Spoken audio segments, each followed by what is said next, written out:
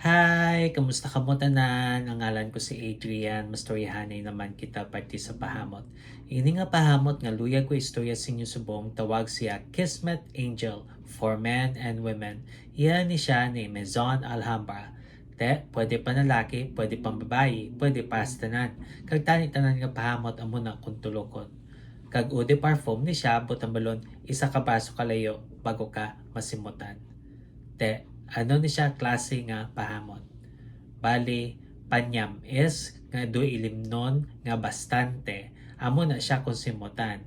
Angay siya sa matugnaw nga panahon. Ang temperatura nga para siya is between 40 to 60 degrees Fahrenheit kung 4 to 16 degrees Celsius. Ano ang iya nga mga nota?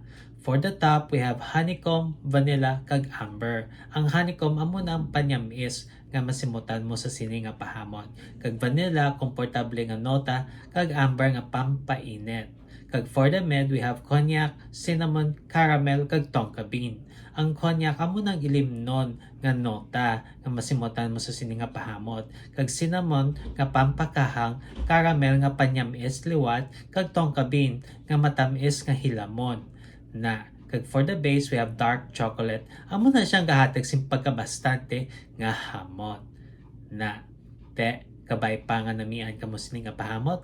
Kag kung may ban pa kamo mga pahamot nga luyag istorya sa akon, ibilin lang sa comment section. So, naman, bye-bye!